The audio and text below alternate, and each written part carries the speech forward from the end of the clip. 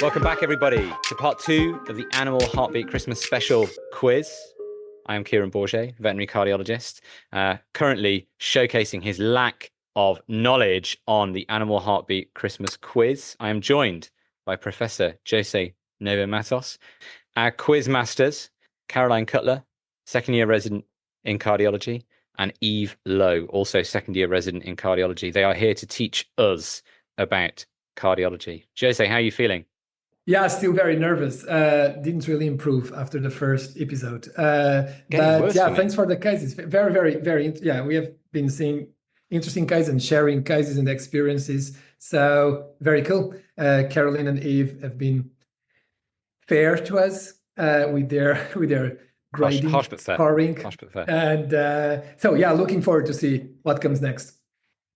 Just to remind the listeners, if anyone hasn't listened to yesterday's episode, please do go back and listen to that because you'll hear the first part of the quiz. You can play along, which is really the fun of it, rather than listening to us struggle. You can struggle too, and look at the images and the videos as you're listening. The links are all in the podcast episode details. Who have we got next? What's happening? So I was just about to tell you how many points you had scored for the last question. Crikey. You actually did a lot better than you think you did. We always remember the bad stuff, right? You had, I think, if I put you down for 4 points, the ones that you missed was the fact that it was a PFO, but you noted the aberrant azygous vein branching into or emptying into left atrium, which is valued at 2 points, and as well as the core tracheatum dexter and the persistent eustachian valve, which is another 2 points. So 4 points for that out of 5. It's respectable. Thank you. Thanks, Eve. Right. It's Jose's turn next. So yeah, question 4. So you have a 10-month-old male entire French bulldog that is presented for cardiac evaluation. And we have provided you with 2 angiographic cine loops. And we would like to know your findings in this case, please. Firstly, for video 1 and then for video 2. So nothing on clinical examination, nothing, just, yeah. No, that's fine. Nothing. That's fine. So I'm looking at an angio. We see a catheter coming through the craniovena cava. Looks like a flexor that is just at the level of inside of the craniovena cava, right atrium. And then there's a balloon tip catheter, an angiographic balloon tip catheter, like a Berman catheter, as it seems. And an angiography. So this catheter is at the right ventricle. So catheter, flexor-like catheter, craniovena cava, and then close to the right atrium, and then this balloon tip catheter, angiographic catheter, and we see an injection that has been done in the right ventricle. So we see contrast straight away in the right ventricle, pulmonary artery, but also the aorta. Yeah, trying to be fast, I think this is most likely a right to left ventricular defect. So there is an intracardiac communication between the right ventricle and the left ventricle. So the contrast shunts very, very quickly. As soon as the right ventricle is opacified, we see straight away contrast in the LVOT and aorta. There seems that it's difficult to assess the pulmonary artery valve because then you see the aorta straight away. The aorta is superimposed, but I think there is post-stenotic dilation. The pulmonary artery is dilated, so the right and left pulmonary branch are dilated, and the main pulmonary artery is dilated, so there is clear post-stenotic dilation. So I would go that very likely this dog has a pulmonary stenosis, I think valvular stenosis. Then we have a second angio. In this case, we see a pigtail. And the injection is done at the aortic root. So a pigtail that comes through the femoral artery, descending aorta, ascending aorta, and the contrast is being injected at the aortic root. So in this case, we don't see contrast in the right side of the heart. So again, this was a right to left ventricular septal defect. As is a bulldog and has pulmonary stenosis, I would like to look at the coronary arteries to see if this could be a single coronary artery anomaly. I see very well the right coronary artery. I cannot see the left coronary artery that well, but might be just the image potentially. I go back to the other angio. Here again, I can see very well the left coronary artery. Doesn't strike me again. It's difficult to assess the pulmonary valve and the subvalvular and subpulmonary area or infundibulum to see with a single coronary artery anomaly, pre-pulmonic coronary artery, we'd expect a subvalvular stenosis. I don't see that clearly. So just based on I don't see well the left. I cannot see the left coronary artery, but based on how the angio looks like, how the pulmonary valve looks like, based on what I can see. I cannot see a clear single left coronary artery anomaly, but I would not be entirely sure if I can exclude that because I cannot really see the left coronary artery. So in summary, this dog has severe pulmonary stenosis because there's suprasystemic pressures in the right ventricle, and the right to left, what seems to be a right. I'll go with the right to left VSD.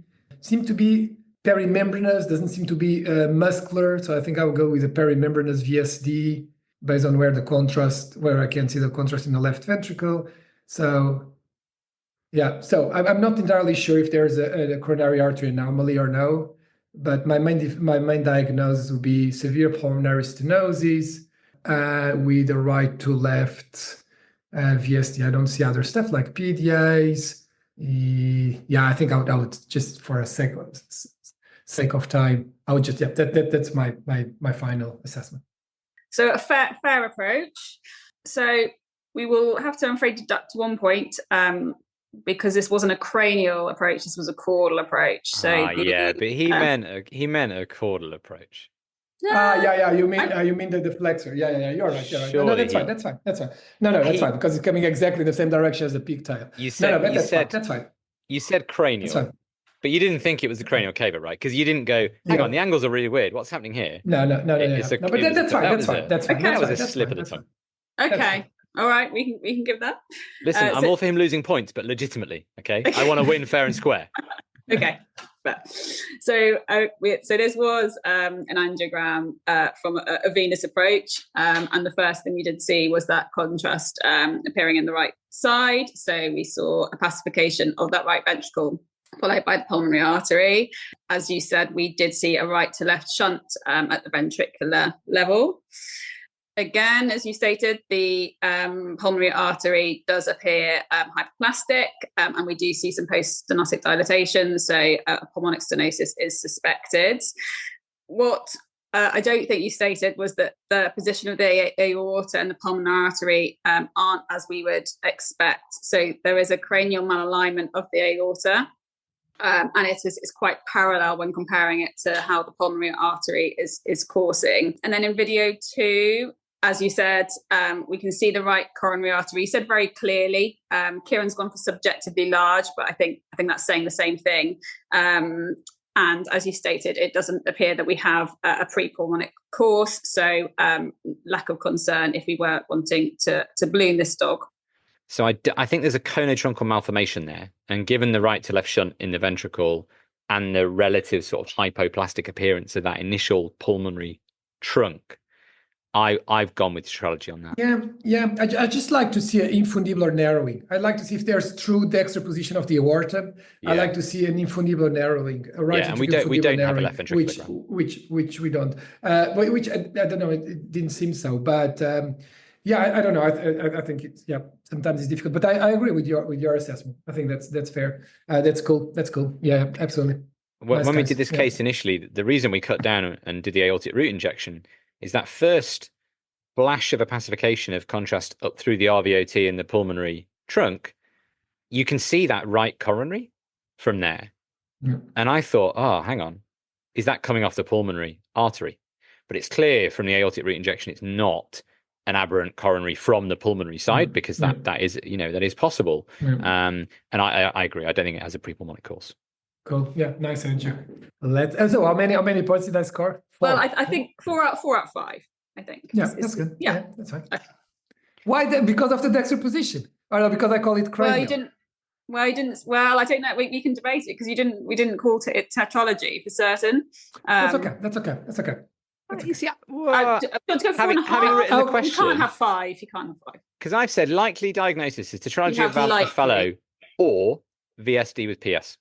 Because tetralogy of Paulo is I think to diagnose it on an angio to assess the extra position of the aorta. Yeah. So you I'll guys go are the with quiz half. masters. Look, I'm trying to Come on. I'm trying to win. It's a- it's a 4.25. Make it 4.25. I think It's really hard- technically, it's we're hard also to- not technically, if I'm not saying it was a malalignment VSD, I think you also can't really claim it's a tetralogy without saying you're all 4. And what really makes it a tetralogy is the malalignment VSD in the first place. So even if you had a VSD but was a malalignment one, then you don't get the point for. If we're really All right, calling. give him 5. Give him 5. It's okay, fine, whatever. 4.5. 4.5. No, I'm fine. I'm fine too. I think I feel more comfortable with 4.5. Yeah. No, in fact, I think the tetralogy of Fallot, I would fight back, is more that I did say cranial twice, even though I didn't mean that because the cats are coming. But that's wrong. That's wrong. So I should have been more careful. So I would rather lose a alpha point there than with the tetralogy, I think. So the next question for Kieran, Okay. one of my favorite things actually, Oh. is a case on looking Hang at. on, is it brown paper packages tied up with string? Sorry. No, it's not. But this is there's not a signalment in this question, but it's just asking you for what's happening in the M mode and mitral inflow profiles. These are of two different but of the same phenomenon. Okay. Right. And then there's a further question that is worth 3 points, which is of one echo loop and a still image. But you can go for the first. Okay. So the first thing I've got 2 images here. I've got one is an M mode of the left ventricle in short axis, the level of the mitral valve. Call it fish mouth, if you will. And what I can see is instead of the normal E and A points of opening of the mitral valve, so instead of a biphasic opening of the mitral valve in diastole, I can see a third hump or bump or whatever we want to call it there, a third part of the valve motion after the E and before the A. So we can see the E is after the QRST complex on the simultaneous ECG. The A is just after the P wave because that's atrial contraction, atrial filling of the ventricle, moving that mitral valve. So this is after the E, but before the A. And that's consistent where the heart rate allows it, because obviously there will be summation at higher rates. The image on the right, we've got Doppler of mitral inflow. Now, it's clearly a different dog. It's not in sinus rhythm. It's in atrial fibrillation, it looks like. We've got an irregular rhythm, a sort of relatively narrow QRST, no discernible P waves. So I'm going to call that atrial fibrillation. And what I can see, therefore, if it's atrial fibrillation, is no A, and I can see an E, and this additional portion of left ventricular filling is transmitral flow. So we can have various additions to transmitral flow on top of the E and the A. And what we've got here, because it's after the E, the early, this is a late, an L wave. If it was after the A, it would be called the B, or B bump, B wave, or B bump. So the L wave can be associated with high filling pressures. And I'm guessing that's what's happening in the atrial fibrillation case. Another differential would just be bradycardia.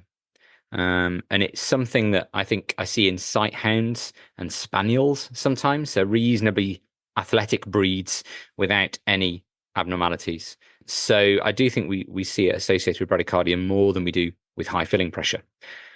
The B bump, which is the one that's not here, just for clarity, is after the A. We see that more with very high left atrial pressures and a risk of heart failure. I'm just going to plow on through to look at what's happening in the left ventricular Doppler trace.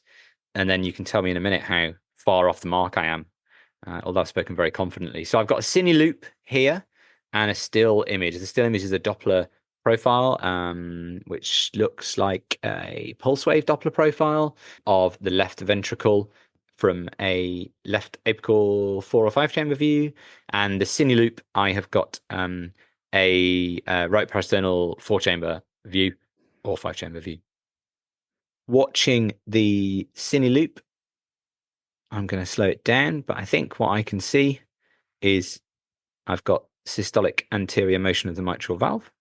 There is also what looks like a false tendon or left ventricular band, hi Jens, in the more apical portion of that left ventricle, just below the left ventricular outflow tract. And during systole, the attachment point of that left ventricular band seems to move posterior or in a posterior direction, and the mitral valve looks like it moves in an anterior direction. So we've got systolic anterior motion of the mitral valve. So one of my differentials is going to be left ventricular outflow tract obstruction based on the 2D images.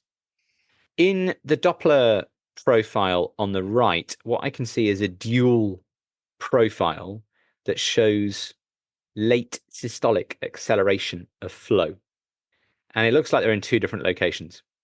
Presuming that's reliably interrogating the outflow tract, there may be a component of that outflow tract obstruction on there. But I'm going to be thinking about mid-ventricular obstruction as well. Because in cats, we can get mid-ventricular obstruction caused by large papillary muscles or patchy hypertrophy or left ventricular bands as well, which may be distant to the outflow tract. So I think this double profile we're seeing here represents mid-ventricular obstruction. And perhaps if the cine loop is the same case, that is associated with left ventricular band or abnormal papillary architecture. Eve, how did I do? But you got everything right from the first question. Did he mention the lobster claw? There was no mention of a lobster claw. Oh, no mention of lobster claw. And I haven't heard of a lobster claw. I heard of it because Lucas told me about it after what Jose has told him. I've Jose heard make of, up? And he I've heard always of the goes, lobster claw, but in relation to "Lobster pulmonary hypertension and outflow from the right ventricle. The name is cool, but I think that's not important to call it lobster claw. I think what Kieran mentioned is really important. So Kieran mentioned that the sample volume of the pulse wave Doppler is mid left ventricle in the That's apical right. view. Yeah. So I think the first differential diagnosis would be certainly a mid ventricle obstruction. We have a patient with hypertrophic cardiomyopathy, systolic anterior motion of the mitral valve. It's not very obstructed though in terms of speed, is it? There's not a huge pressure gradient, but I think we often do find that with these mid-ventricular obstructions. Yeah. So, but a lot. What is special about this profile is so the systolic flow is suddenly interrupted and then restarts, and that's that definition of lobster claw, where there is a mid systolic afterload mismatch. So when the left ventricle contracts and at the peak of outflow tract obstruction, the higher outflow tract obstruction, left ventricle outflow tract obstruction, the cardiomyopathic left ventricle cannot overcome that afterload.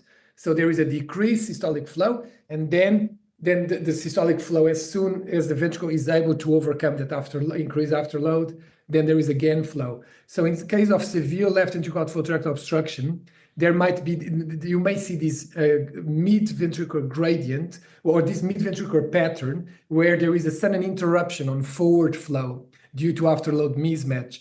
And that's in humans, that's associated with decreased longitudinal systolic function. So just because I think this is funny, whenever I have obstructive cats, I generally look for these mid left ventricle signs of afterload mismatch. And so this lobster claw is because the profile looks like potentially a lobster claw. And do you see, do they have a like a pulse with a bisphorons profile, a double peaked pulse as well? Exactly. And in this case, what happens also is when we do a aortic valve M mode, you see that the aortic valve slightly closes in the middle and then opens again, because that's what is happening. There's a decreased forward flow during that moment that the ventricle is not able to overcome that afterload. And then the valve opens again. So this is generally associated with that mid-aortic valve closure. Yeah, I've seen that in dogs with very severe subaortic stenosis. Yeah. But yeah, super interesting. Cool, but you did very well. I think is this a 5 out of 5? I think you pretty much got everything. If we're not going to, this is not mid-left ventricular obstruction. No, okay. It's a particular mid-ventricular obstruction plus outflow tract obstruction, right? Yeah, that's what I've missed there. Yeah. Okay, so 4 out of 5. Yeah, sounds very fair. Yeah. Great. Are we neck and neck? We're pretty close, right? You're pretty close. Okay, great. Nice. Jose. So maybe the final straight. This is your chance. This is your chance to knock me down and leave me for dead. So case number 5. So this is in the impossible category, but maybe you read about it last night, so be fine. Well, that's it. You see, Jose might be publishing on it next week, for all we know. For me, it's certainly challenging. So a 3-year-old female neutered terrier cross presents for evaluation of an incidentally detected heart murmur. So part A is describe the abnormality. Part B, using the classification system in humans, identify which class of this disease is present. You love the human classification system. Absolutely. I like this. No, this is stuff I like. So I see, so I have a video loop of a right per sterno short axis view at the heart base. So I see the aorta and the left atrium. The left atrium is mildly dilated. So LAEO seems increased. And then the aortic valve is not tricuspid, seems to be bicuspid, and they have a diastolic and a systolic frame, steel frames. So it seems to be a bicuspid aortic valve. Just slow it down to be sure it's bicuspid, not unicuspid or some crazy stuff. I think based on the steel frames, I think it's bicuspid. So bicuspid aortic valves are the most common congenital heart defect in humans. It's generally associated with aortic regurgitation and/or aortic stenosis because they calcify over time. Then, so besides the steel frames in diastole and systole, which I think shows that bicuspid valve, then we have a subcostal view with continuous wave Doppler measuring peak LVOT velocity, so transaortic flow velocity. And we have a transaortic flow velocity of 2.5 meters per second.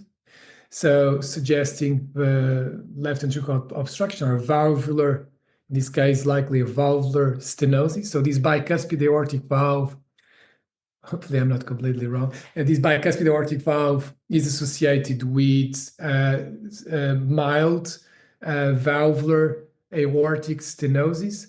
The continuous wave Doppler profile doesn't seem that there is aortic regurg. The baseline is very on the top of the screen, but I don't see clearly a diastolic flow, so I don't think there is aortic regurgitation. There is an increased transvalvular aortic pressure gradient. So I would go with bicuspid aortic valve causing mild aortic stenosis. Now, Dr. Skansen and Visser have published these 2 or 3 case report of 2 or 3 cases, I think, bulldogs or maybe one, I don't know, of bicuspid aortic valves. I remember more or less the classification because we have 2 cats with bicuspid aortic valves that we wanted to publish. I told you. And the way I memorize these is there are 3 types, and is left, right non-coronary, and left non-coronary thing. So you classify depending on which valves are fused, which if the non-coronary, the left coronary, or the right coronary valves, the tricuspid leaflets, the aortic valves are fused. So if it is the left and the right fused, I think it's type 1. If it is the right and the non-coronary, I think it's type 2. And then the left and the non-coronary type 3, I think. And I think the case they published was either type 2 or type 3. I always struggle a lot by looking at the images, how to classify the cases. I think the ones I have seen either look like a smiley face or look like this, like a straight transverse line as we are seeing. And I think this would be a fusion of the non-coronary and the left coronary, I think. So I would go with type 3, but I'm not sure. I have to be honest, I struggle to know exactly which ones are fused. And I think that also in humans, if you see the rough, I think that's how you call it, if you see the line, you still see the leaflets are fused, but you still, the Rafi, Rafi.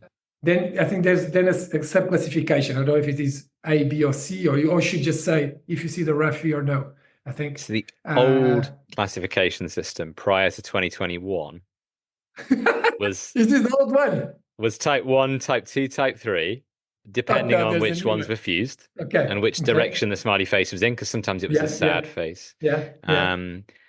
And where the coronaries arise from. So where the fusion was. Plus or minus Rafi. Yeah. Right. So you're correct about the classification system and what the structure was. But you're living in the past, old man, because is there a new classification? the classification system, well, it's not so new, 2021. So it may be that the previously published case report was talking about the current system when it was published. So the 2021 consensus talks about 3 different phenotypes. Rather than calling it 1, 2, 3, they call it about a fused bicuspid aortic valve, where you've got 3 aortic sinuses, and they commonly have raphe. So this encompasses quite a lot of the original classifications. Then there's the 2 sinus bicuspid aortic valve, which is what this is. This is a 2 sinus form. And then the third group is partial fusion. So these are sort of form frust, if you like where there are 3 aortic sinuses and usually 3 cusps or partial raphe. So the only true bicuspid valves are actually the fused and the 2 sinus. So this is a 2 sinus form, as you say. Take a look at the still images and tell me which cusps you think are fused. Honestly, I'm useless with that. I spent so many times trying to convince, even with the old classification, I try to look, I don't know, I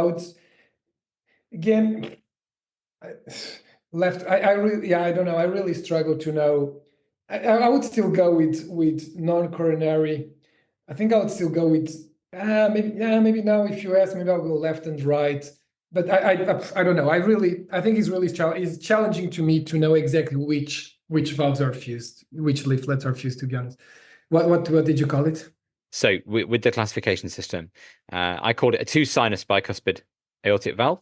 And I'm going to send a link to an image of the classification system as well on the podcast description so people can see this. The specific phenotype would be lateral fusion. So as you identified, the commissure of the 2 cusps of this aortic valve is vertical within that slightly ellipsoid looking aortic annulus. And I think if you look at the still image, there's diastole and systole showing the valve closed, valve opened, and how those leaflets are fused in the open position. But if you look at the image at the bottom left of those 4 stills, so on the left of the continuous wave Doppler, I think you can just see little thready coronary arteries, both coming from the right side of this lateral fusion. So I think here we've got fusion of the right and left coronary cusps, and the non-coronary cusp is independent and non-fused. Cool. Yeah, I think that's a fair assessment. Do you buy it? Yeah. Caroline? Well, I don't want to be too negative. I feel I'm being very negative now, but there's a strong 2 out of 5, but I don't know if we can give you any more, because the question did state, well, we said human classification, but we didn't specify the year.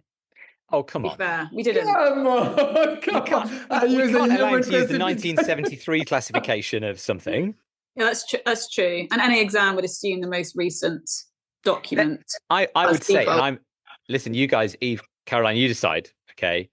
Personally, I'd give him a 2 plus a bonus point, because I think he was remembering the old classification system, and props for that. That's good. That's good. Okay. 3 out of 5. You are being so tough. So hard. Come on. Nah. Hey, listen, it's not me. We've got an independent panel here. I think, I don't know. I'm never going to get 3 on your next question. Based on what I've seen so far, I mean, to be fair, I think your question 3 and 4 are the wrong way around, personally. Although 4 was challenging the lobster claw. Come on. The lobster claw in the left heart? Okay. I'm sticking with 3. Steal myself. Eve, come on, it's 3. I use a classification. So it definitely is a 3. At most, it's a 3.5. But I mean, your next one for Kieran, the history does start with history from the farmer. So I think what? Just because I am ACVIM does not mean I know about large animals. It means I passed an exam featuring large animals. Although I have published in, is it a calf? I've published in calf cardiology. I have published in calf growth path in vet record. It's a huge advantage. You give me a this calf. is of a calf, so I think you'd know it. What? Can I retract my comment about having published on it before? So this next take a look. is a 5-day-old calf. History from the farmer is calf was born normal, suckled damaged, bright, alert, and responsive, but then 5 days later was found dead, and no veterinary clinical exam was performed. Upsetting. for many reasons, but upsetting have for me here a right now bunch because of of- the lack of an exam. This and is you real now life. have a post mortem images.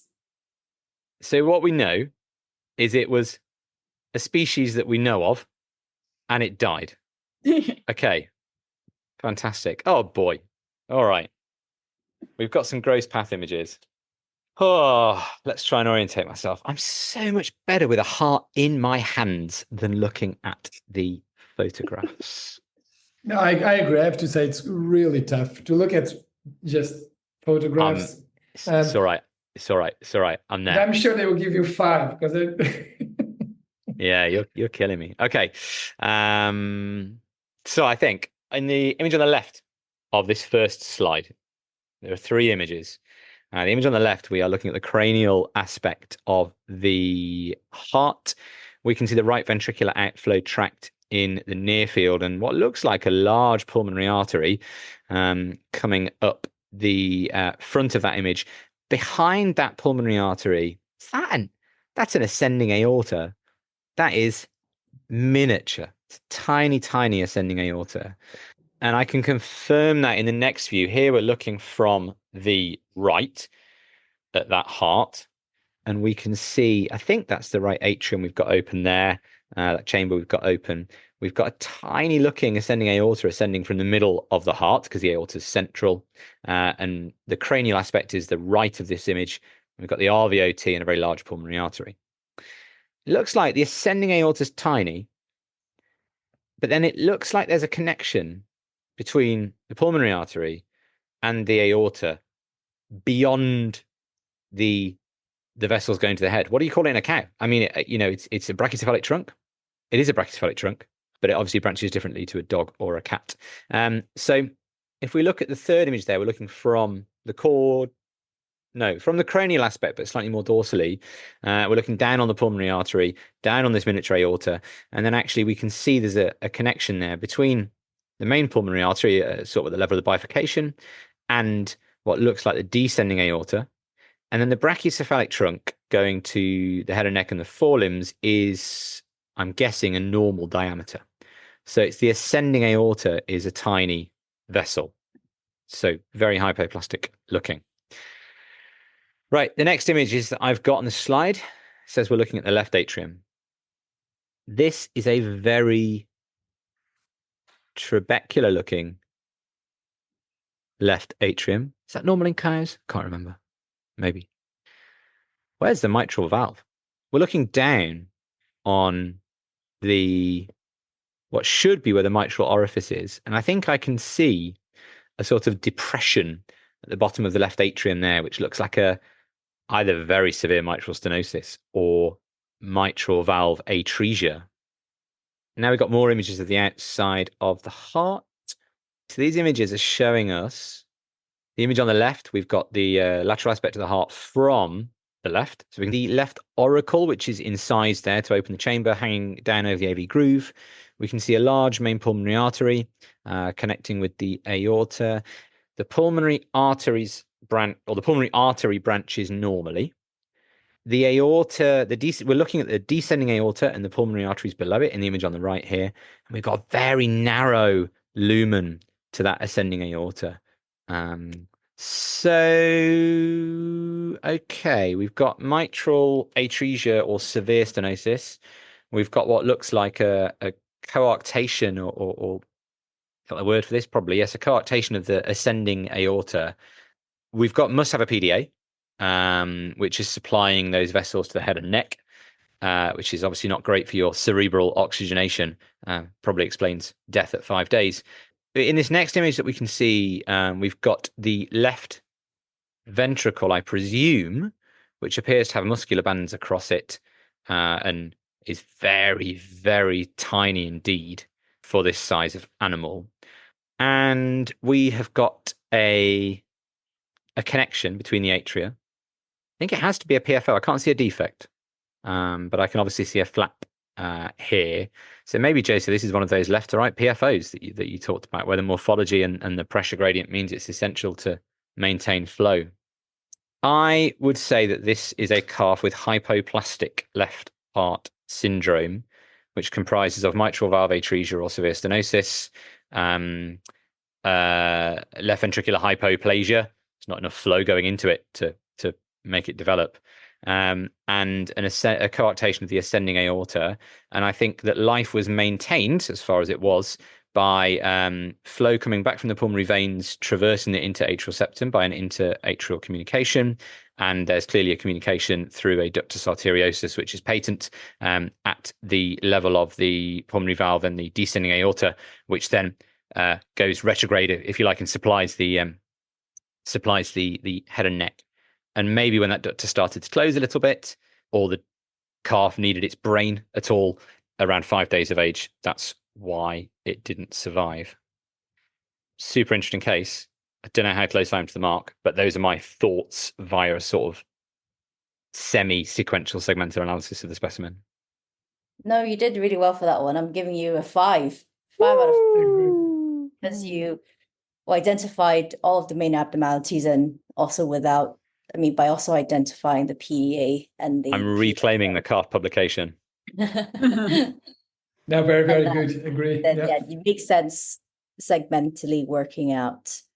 So very good. Yep, there is aortic atresia with an imperforate aortic orifice, mitral valve atresia as well, with an imperforate orifice and a hypoplastic left ventricular chamber, as well as hypoplasia of the ascending aorta and coarctation of the aorta, as well as a PFO and PDA to maintain circulation that side, and otherwise the right-sided chambers and right-sided great arteries are normal. I love a bit of pathology. Great case. What a great case. Super cool. Cool. I think you won. No, what are the scores? What are the scores? Well, before we do the scores, We might need a pause here so that Caroline and I can chat in the background. yeah. Oh, Okay. okay. All right. 1 second. Let's insert a podcast pause.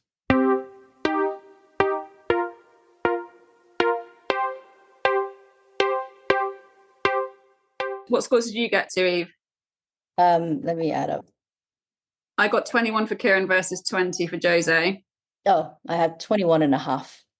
Before we reveal the scores, unbeknown to you both, there was some negative scoring at play. Oh, what? Which we thought was fair. You're both, from Eve and I's perspective, very supportive cardiologists. So we wanted to really help you on your learning journey too. So I've detracted some for you, Kieran, for one, for using the word X-ray instead of the word radiograph. Apparently that was a big no-no at the RBC.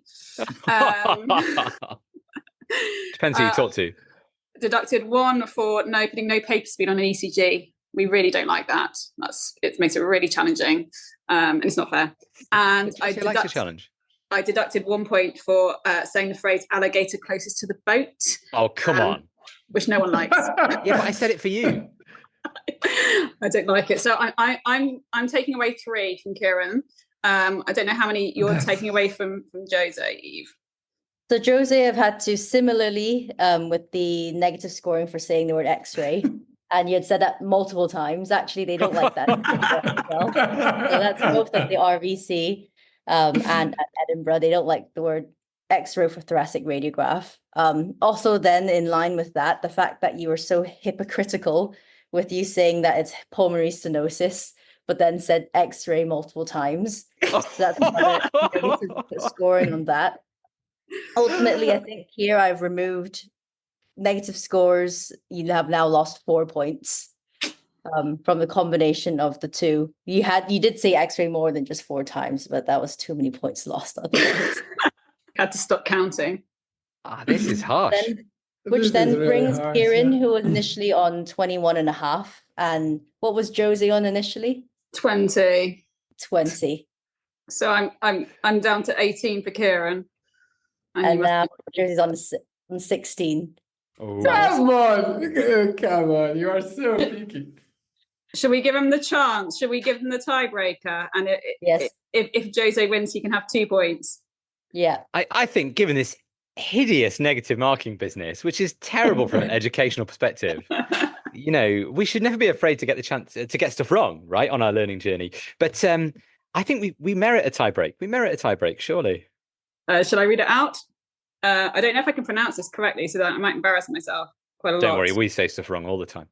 What is the heart rate? Wait, so we will try to, is who answers first, or how does it work? So you ask us a question and I'm going to ask you the question, and closest answer wins. Okay. Oh, closest answer wins. I like it. Okay, good. What is the heart rate of the Eurasian shrew, otherwise known as the white-toothed pygmy shrew? Oh, the white-toothed pygmy shrew. I don't know.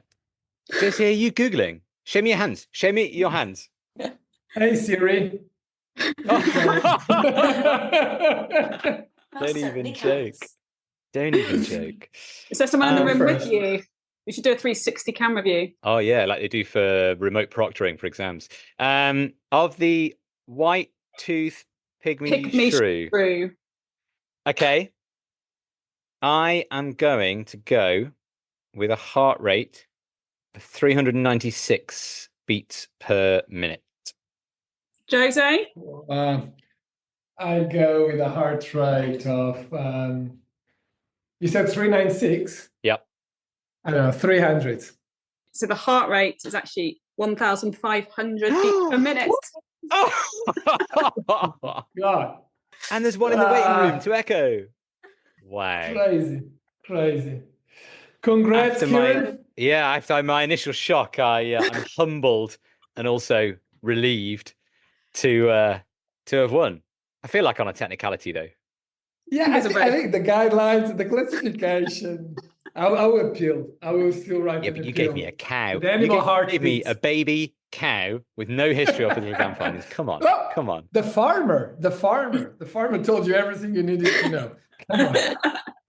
Well, apparently he did because I got 5 out of 5. So let's just go with that. That's fantastic. Yeah. Fantastic reveal, guys. It's been fabulous. Have you enjoyed your first Animal Heartbeat experience as co-hosts, not just quizmasters? I have loved it, but I'm in awe of both of your knowledge. It is very impressive. Yeah, same here. Thank you very much again for letting us both join. I think we're useful in a very niche pub quiz. Have a fantastic rest of your Christmas, guys. Thanks for your time. It's massively appreciated. And Jose, fantastic challenge. Yeah, I want a rematch. Let's make the special Easter New Year special podcast. And I'll take a week off just to read. Yeah, I'm studying for the next one. Especially, I'm going to be reading into the alpaca complex congenital heart disease. And I'll check all the most recent guidelines. Oh my goodness, absolutely. I think we should say thank you most of all to the listeners for tuning in and playing along. I sincerely hope all the links have worked. Yeah, thank you very much, everyone, and happy Christmas. Thank you. Happy Christmas. Merry Christmas. We love our listeners and the fact that people tune in, especially at this time of year. Have a good Christmas 2024 and a fantastic 2025, and hopefully we will all be seeing you again in the springtime.